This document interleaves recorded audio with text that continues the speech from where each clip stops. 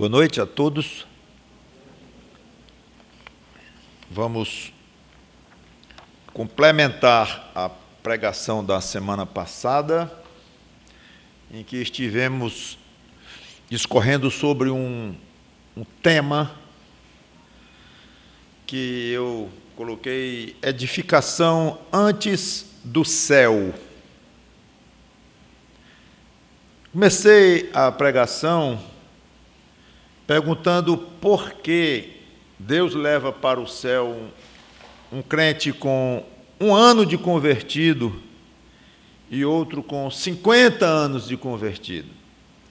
E por que Deus determina? E respondi que não sabíamos responder.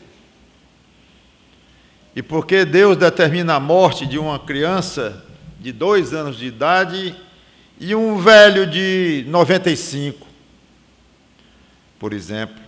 Falei também que é mistério, não temos uma resposta certa, mas utilizei esse mistério para enfatizar o que não é mistério.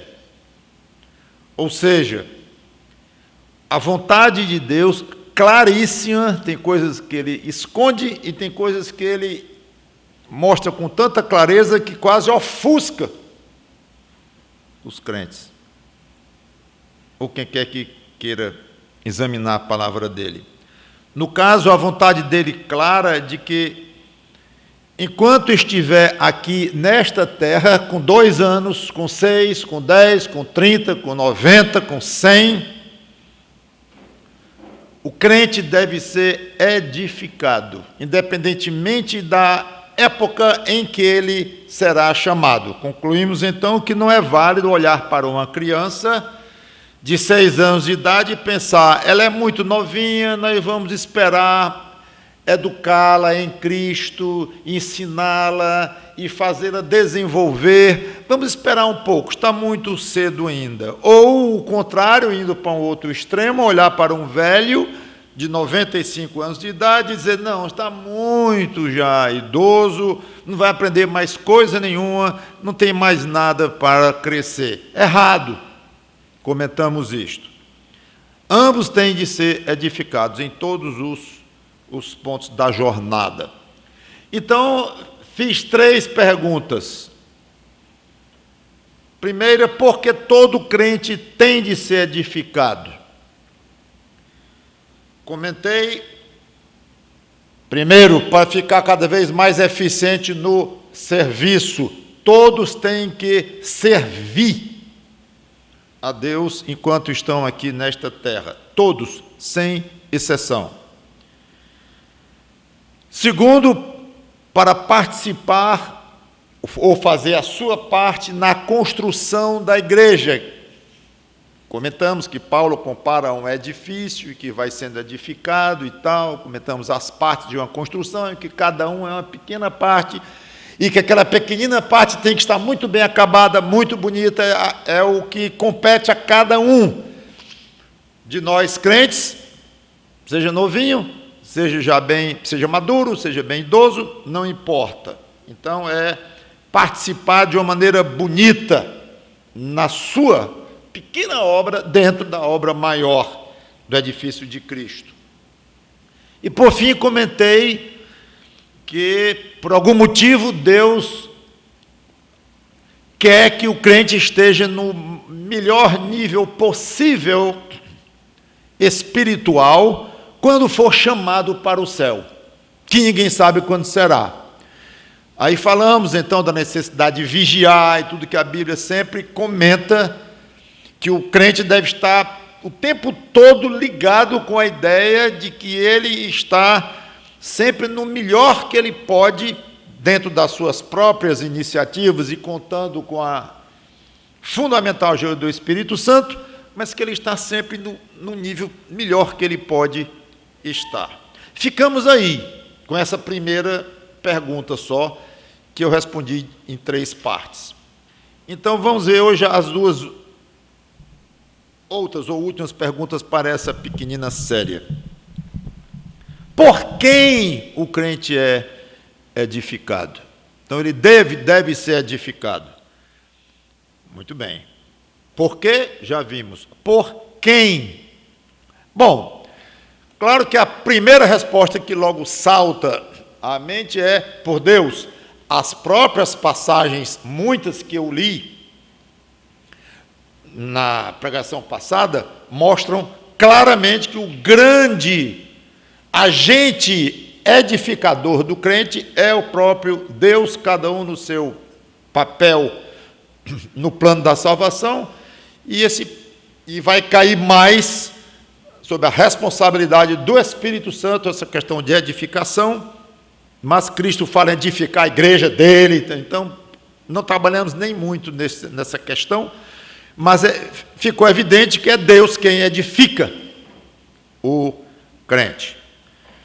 E é interessante como em Atos nós podemos ver que lá fala que Deus edifica, mas ele usa um meio para edificar. Interessante. A gente pode, é o meio humano. Não, o meio humano nós vamos comentar daqui logo depois disso, mas por enquanto vamos ver o que é isto. E que aqui é comparada quase ao próprio Deus. O papel deste fator na nossa edificação. Atos 20 e 32, quando Paulo diz, agora, pois, encomendo-vos ao Senhor e à palavra da sua graça, que tem poder para vos edificar e dar herança entre todos os que santificados. Ou seja, Paulo dá até a entender que são duas entidades diferentes.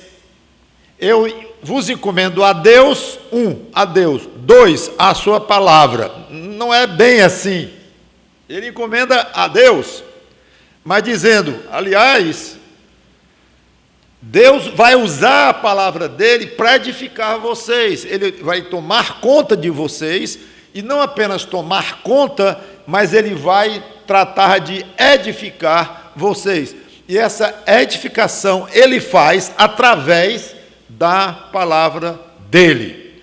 Então, sempre que pensar em edificação, sempre na sua própria edificação, conecte imediatamente com a ideia de palavra de Deus.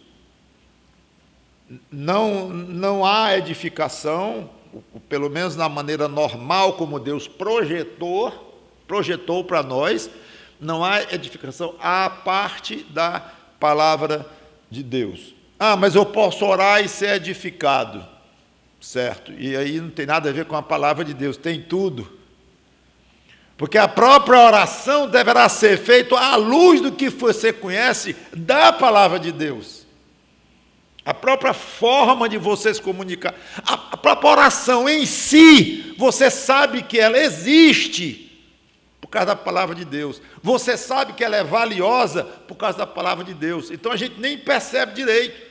Mas quando pensa, não, a oração aí não tem muito a ver, é uma atividade cristã, é orar, a outra é estudar a palavra de Deus e tal. Num certo sentido mas está tudo junto, tudo faz parte da encomenda que Paulo faz aqui, das almas dos crentes a Deus. Eu encomendo vocês a Deus. Agora, a edificação, vão atrás da palavra, e a palavra não vai atrás de você, no sentido de que você teve que vir aqui para ouvir esta palavra. Você tem que abrir a sua Bíblia para estar em contato com a palavra, ou ver alguma coisa na mídia, você tomar a iniciativa de ter contato com a palavra de Deus. Então, quer ser edificado, examine o seu contato com a palavra de Deus. A parte disso, é extremamente improvável que você esteja passando por algum nível de edificação cristã. Tudo bem. Mas a parte de Deus, eu não gosto nem de colocar, às vezes a gente usa essa expressão como uma força só para a gente, de maneira de expressar mesmo, mas na realidade não existe essa expressão, é teórica. A parte de Deus, isso é impossível, não há isso. Mas a gente entende na forma de comunicar, a parte de Deus, ou talvez seja dizer além de Deus, ou juntamente com Deus. A rigor, a parte de Deus, não existe isso.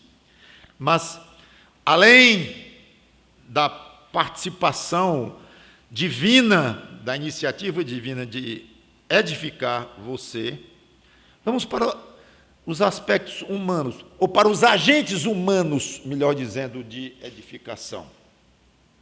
Agentes, inclusive, podemos dizer, divinos, Deus usa para edificar.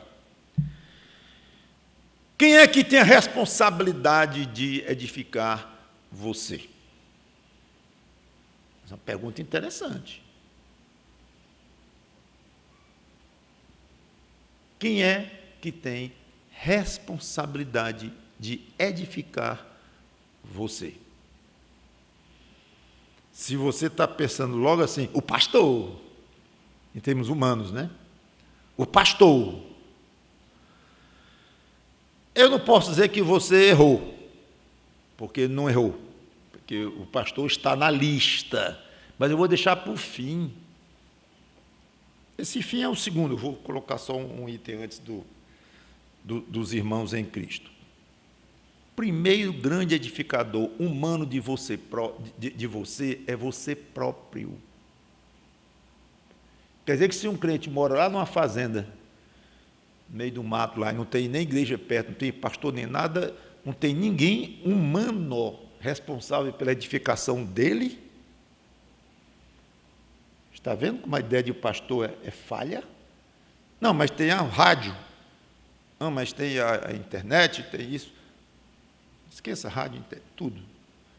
Não tem contato com outras pessoas, está meio isoladão ali. E são milhares de pessoas que vivem assim. Não é teórico, não. Então não tem nenhuma responsabilidade. Certo que o plano de Deus foi que envolveu cada crente numa igreja local, com seus pastores, evangelistas e tal. Eu falei lá em Efésios 4, vamos falar de novo hoje, certo? Mas com pastor ou sem pastor, o grande responsável humano pela sua edificação espiritual chama-se pelo seu nome. Você próprio. 1 Pedro capítulo 2, versículo 2. Algumas passagens eu já li na pregação passada, mas eu vou ler de novo algumas, não todas, por causa da ênfase que eu dei e que eu vou dar agora. Você pode ver muitas facetas numa só frase das Escrituras. Então, 1 Pedro 2 e 2, passagem muito conhecida, inclusive, desejai ardentemente como crianças recém-nascidas o genuíno leite espiritual, para que por ele vos seja dado crescimento para salvação.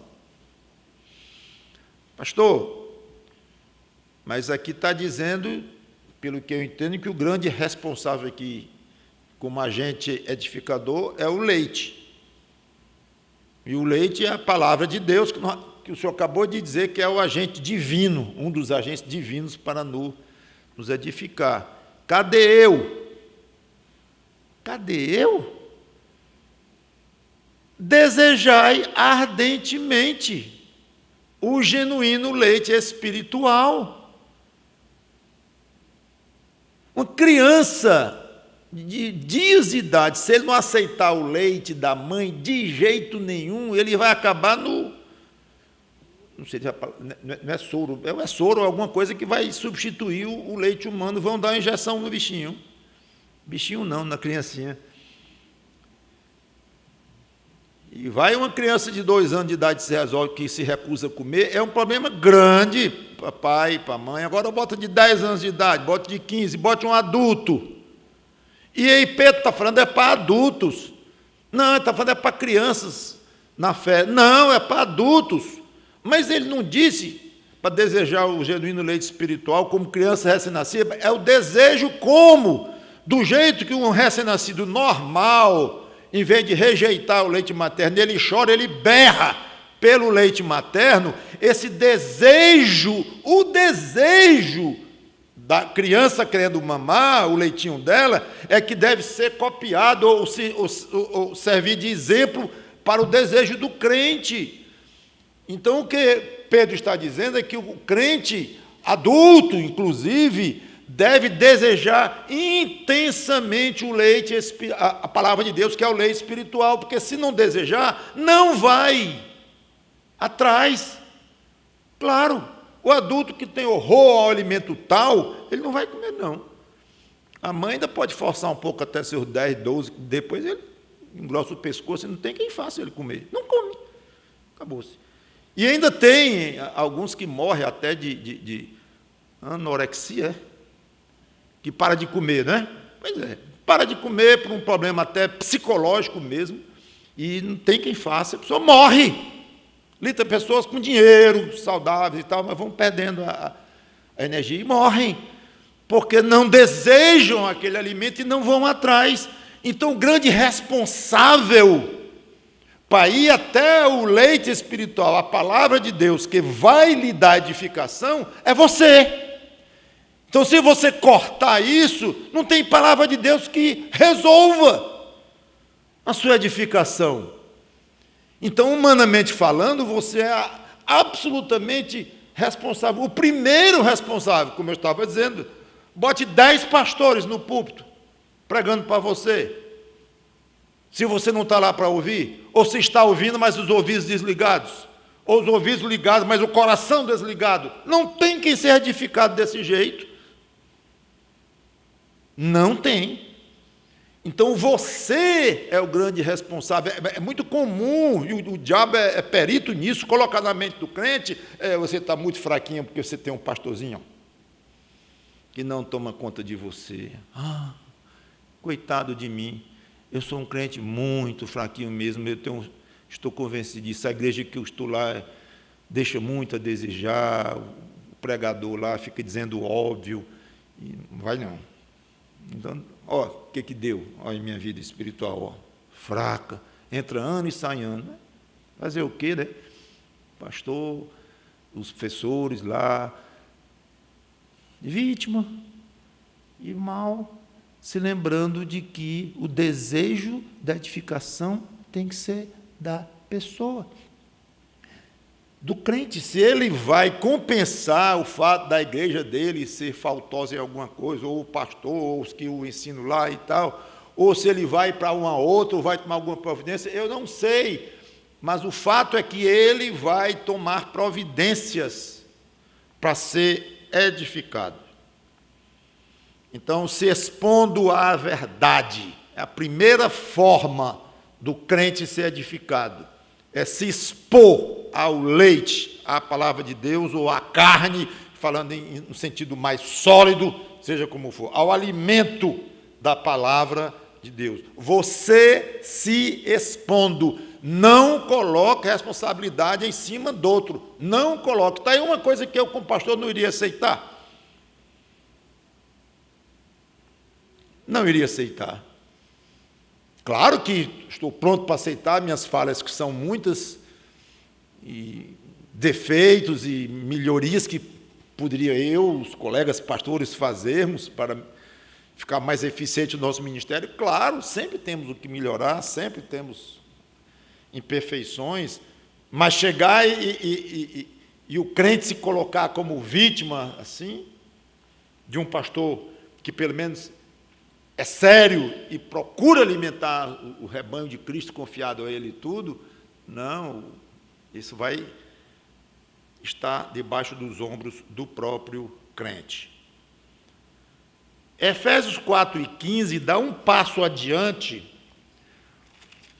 na questão do se expor. Agora, até aqui em 1 Pedro 2, eu falei na importância da pessoa se expor, de ir buscar, de se alimentar lá. Agora, em Efésios 4:15,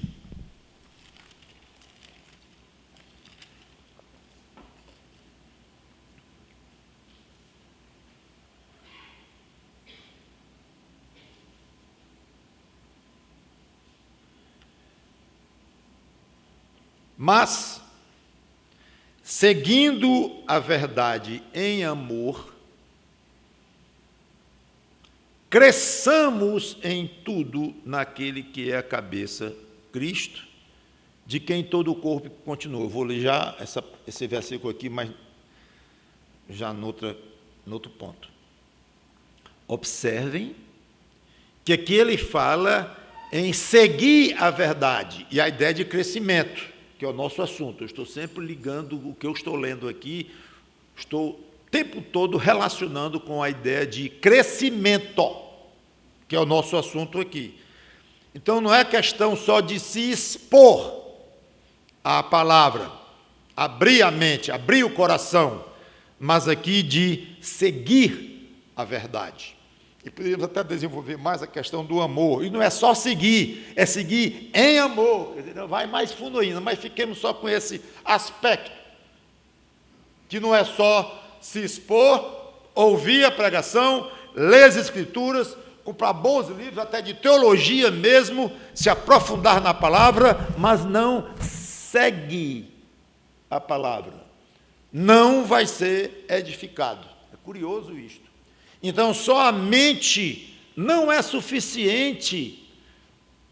A exposição da mente e até do próprio coração à palavra de Deus não é suficiente para causar um crescimento pleno do crente. Ele vai ter que exercitar o que ele está aprendendo daquela palavra.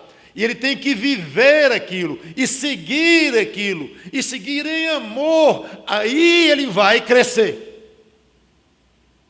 espiritualmente. Então não é só você, o meu problema está resolvido, porque todo dia eu tiro 15 minutos para ler as Escrituras. Aliás, eu tiro 15 minutos de manhã e 15 minutos de tarde, e quando ainda o sono aguenta, ainda tiro 15 minutos de noite para ler a palavra de Deus ou ler algum bom livro. Então, quanto a essa questão lá de 1 Pedro 2, de desejar a palavra, eu desejo, ou buscar, eu me exponho. Beleza, está tranquilo, pastor, pode passar para outro ponto. Espera aí. Obediência a essa palavra que você está lendo. Você pode acabar de ler os 15 minutos da manhã da sua leitura e mal chega no trabalho ou no ponto ônibus ainda, já está desobedecendo tudo, com grosseria, ou mentindo para alguém, ou desejando a mulher do outro, ou sei lá o que, já está longe. Não vai ser edificado alguém assim. Claro, estou falando de alguém que não está muito preocupado em obedecer, está mais preocupado em se alimentar num certo sentido, mas se expor à palavra, que já é uma boa coisa, mas está incompleto. Agora, um crente que leva a sério obedecer, ele poderá e vai cair em pecado, ele vai mentir, ou vai ter impureza, ou vai aquilo, tudo bem. Mas ele vai sentir, se ele tem o desejo de obedecer, ele vai resolver aquele problema. Como? Correndo até Deus, confessando, sentindo-se contrito no coração, assim não pode, e se revoltando contra si próprio, e dizendo para Deus, assim não, assim não. Então ele vai ser edificadíssimo desta forma. Não é que o crente pecou, então não é edificado. Não, assim ninguém seria edificado nunca, porque o pecado nunca é arrancado de nós de uma maneira plena aqui nesta vida embaixo do sol. Eu estou falando daquele que só se preocupa em inchar, em conhecer mais e mais da palavra de Deus. Não é suficiente.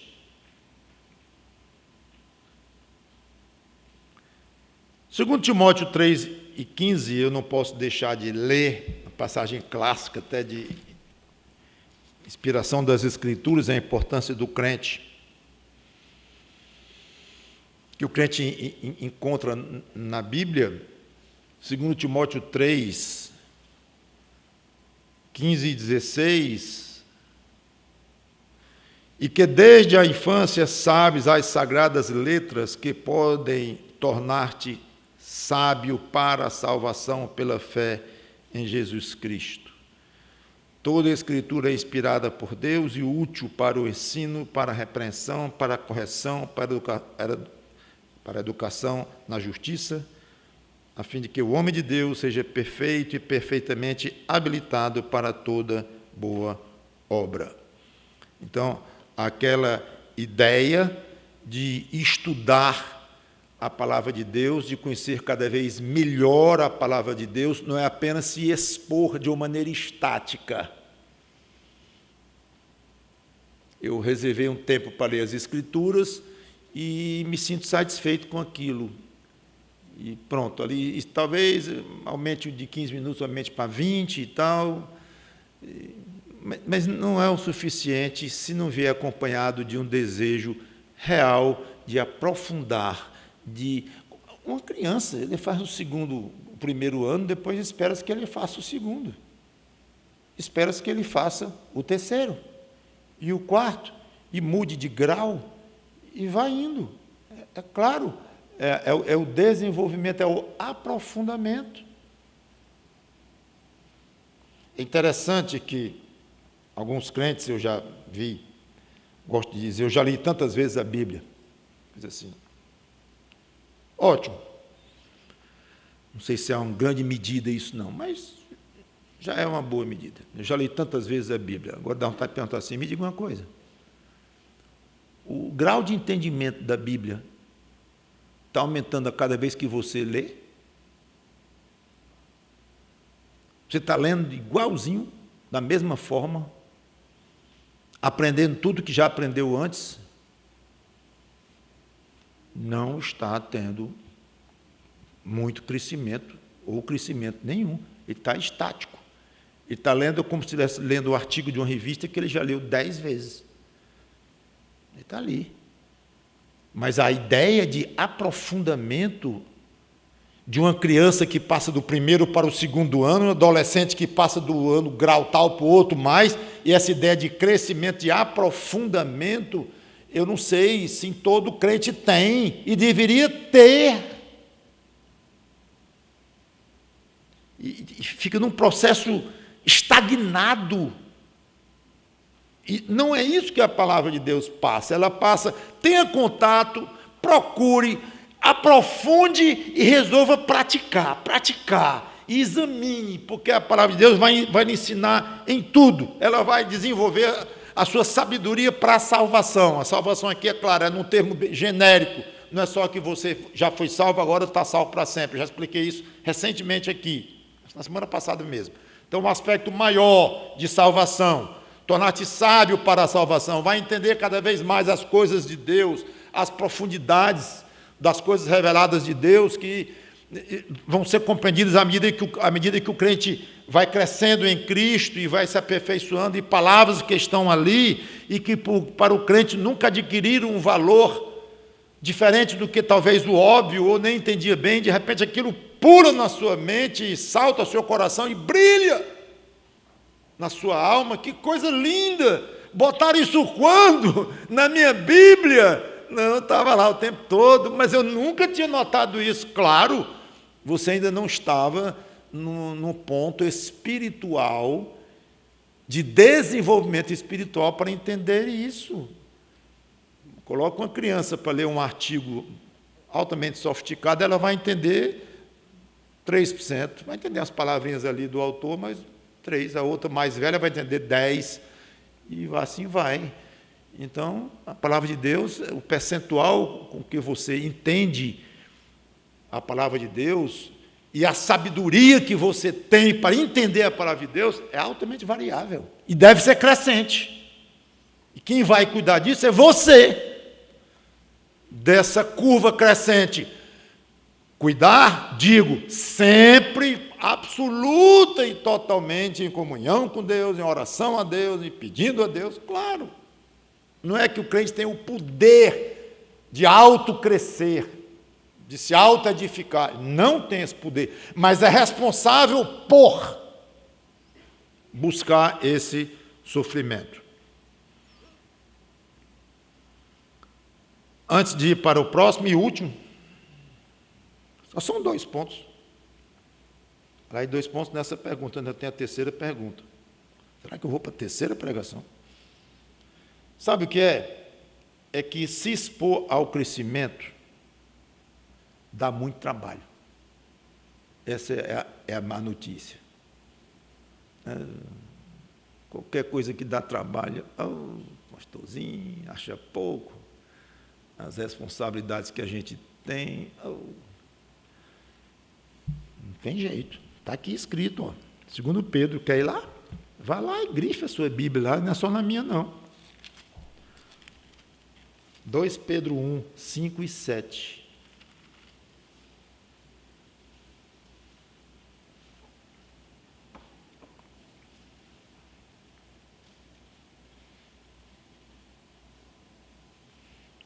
Pedro 1, 5 a 7. Por isso mesmo, vós, reunindo toda a vossa diligência é atenção para alguma coisa, seriedade em encarar uma responsabilidade, uma eficiência no trabalho, esforço. Está aqui a palavra. Associai com a vossa fé a virtude, com a virtude o conhecimento, com o conhecimento o domínio próprio, com o domínio próprio a perseverança, com a perseverança a piedade, com a piedade a fraternidade, com a fraternidade o amor. Porque estas coisas existindo em vós e em vós aumentando,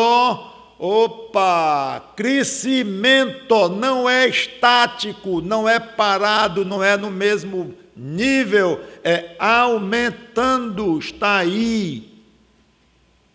É claro, isso não é tão complicado não, gente.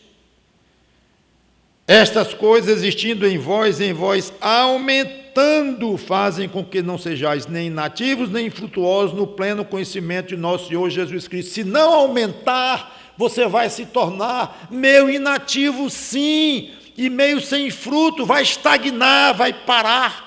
A vida cristã não é considerada por Deus, pelo plano de Deus, como algo estático, uma constante. Não é. É algo crescente o tempo todo. Não é à toa que Paulo fala em ideia de luta, ideia de corrida, ideia de correr, querendo alcançar o prêmio. Em várias passagens nós vemos claramente isto, desta ideia de esforçar-se.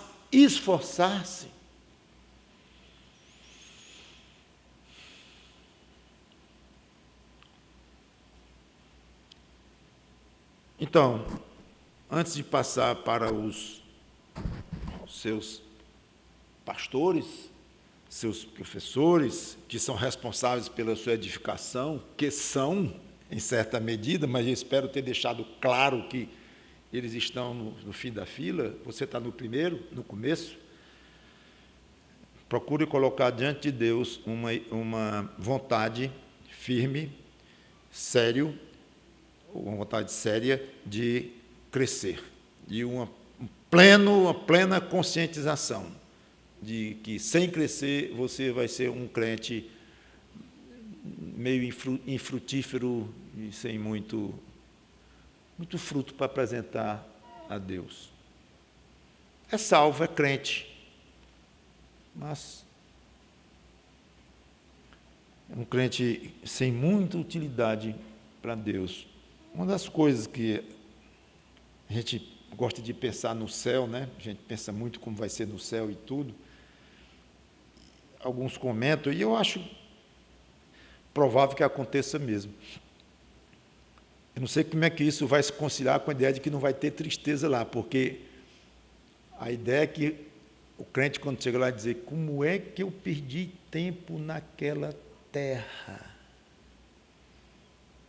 Como é que pode essa maravilha aqui, e os galardões aqui, e as recompensas aqui, e tem graus de recompensa. Eu estou vendo nos irmãos os graus diferentes de recompensa. Nunca levei muito a sério pelo fato de que eu não compreendia, eu não sabia como era, e não valorizei, eu sei lá por quê, pequenez mesmo de fé. tanto que eu li na palavra de Deus, tanto que eu li nos livros, tanto que eu vi na pregação do pastor, tanto, ou se pudesse voltar atrás, pedir tempo com tanta tolice, sem falar nos pecados, sem falar em atividades mesmo pecaminosas, ruins, sem falar nisto, mas em coisas sem futuro, uma coisa que não vale nada, isopor, espuma, não serve para nada. Então, é provável que aconteça muito esse tipo de sentimento no céu, de ver e como perdeu tempo aqui e como foi tolo e incrédulo em crer, em acreditar, em levar a sério o que a palavra de Deus dizia. Preste atenção, seja diligente, trabalhe, não é trabalho como foi colocado hoje pela manhã, não é seu trabalho é secular, ou o trabalho é ministerial. Não. Tem suas características, suas diferenças, claro, mas não é um assunto, é o trabalho para Deus em qualquer lugar, em qualquer ambiente, em qualquer situação.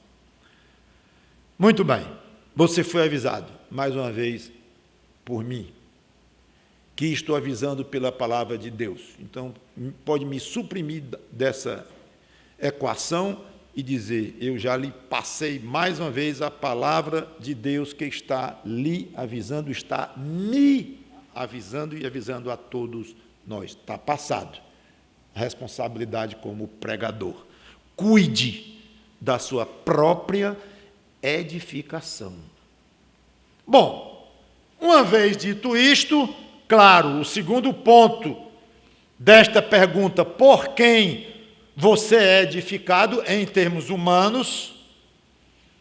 1, você próprio. 2, pastores e ministros, como já lemos em Efésios 4 e 11, que eu vou só repassar assim, correndo, não vou mais explicar, que eu li na pregação passada, e qualquer pregação que toque no ponto de crescimento de irmãos, especialmente crescimento coletivo e de igreja e tudo, vai falar neste trecho aqui, Efésios 4, 11.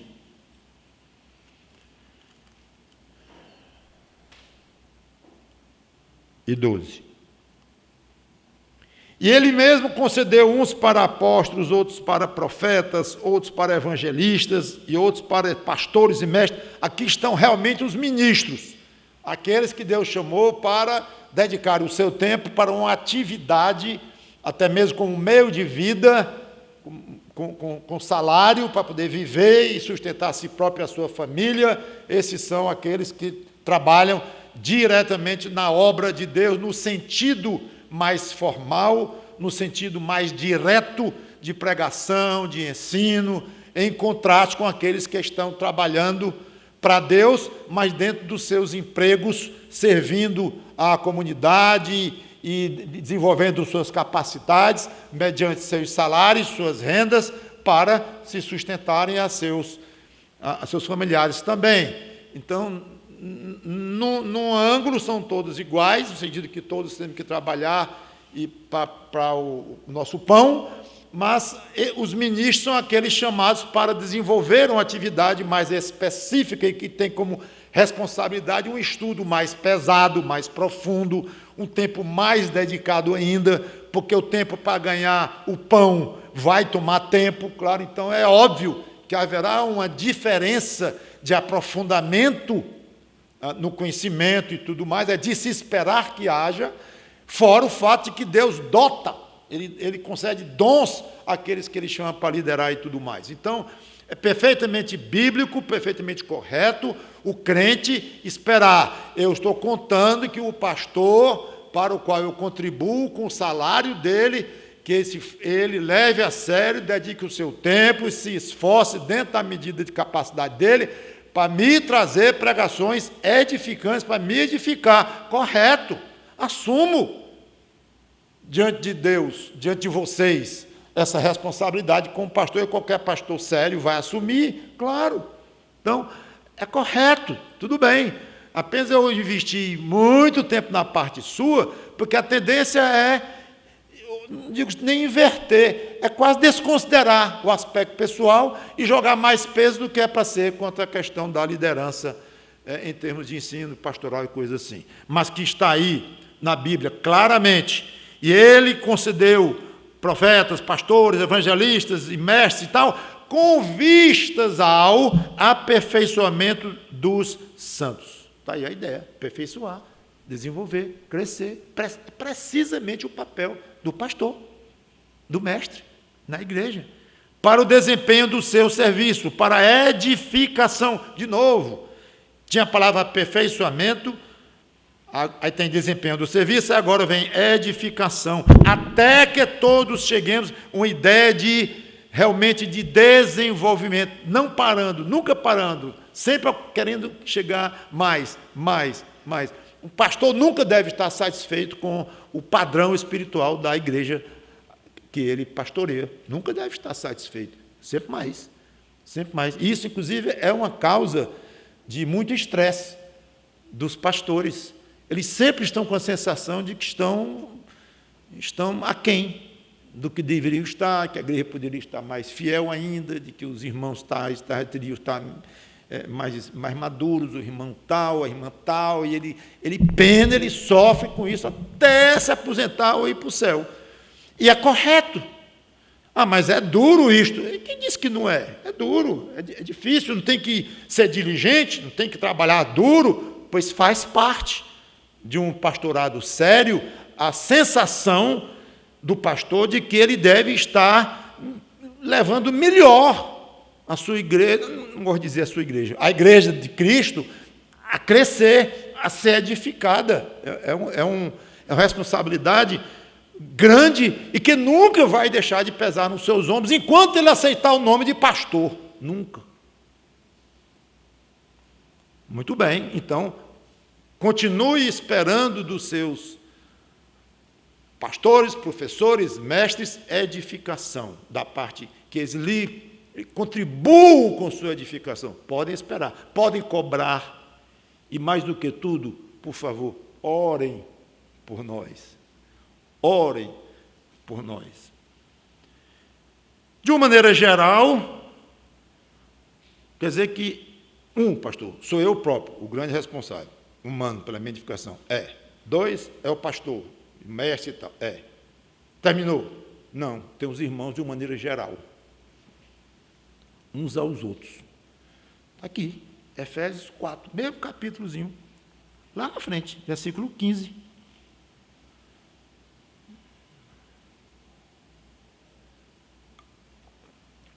Mas, seguindo a verdade em amor, cresçamos em tudo naquele que é a cabeça, Cristo. Viram o verbo? Cresçamos, ideia de crescimento de novo. É impressionante, a ideia de estagnação não cola com as Escrituras, não combina, difere, arranha o conceito bíblico de vida cristã. Não é só não pecar, entenderam? Não é só não pecar, não é só dar o dízimo e fazer uma conta bem feitinha para saber quanto é 10%, que, aliás, é uma conta muito fácil de se fazer para os que dão 10%. É contribuir todo mês ali, meus 10% ali,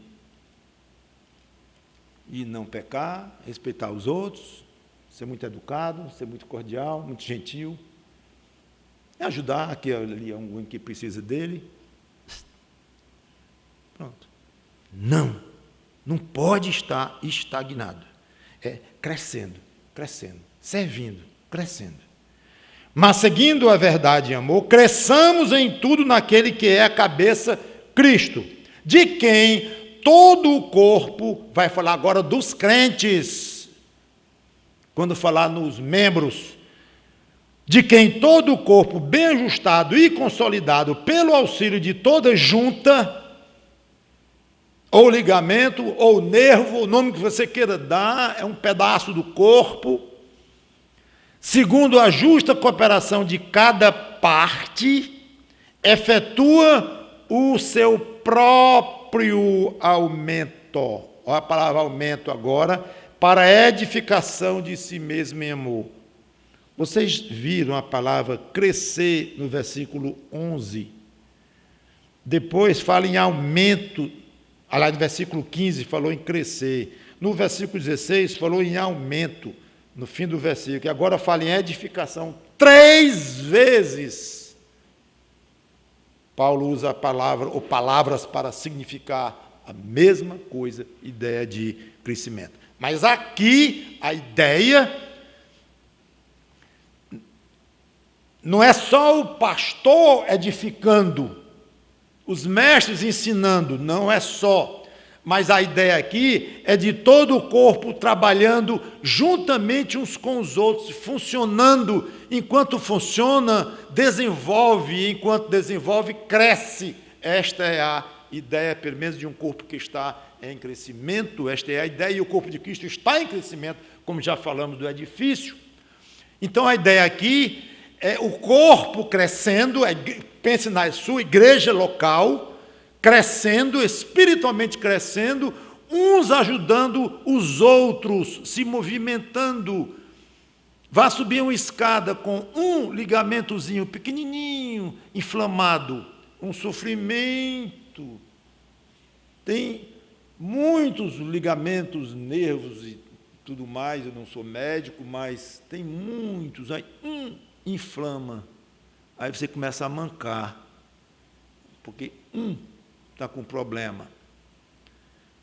Um corpo não funciona bem se não for com todos os membros, as partes, juntamente colaborando umas com as outras. É precisamente esta a ideia. Então veja que uma igreja em que um ligamento não funciona bem, espero que não seja você, uma junta não funciona bem, espero que não seja você,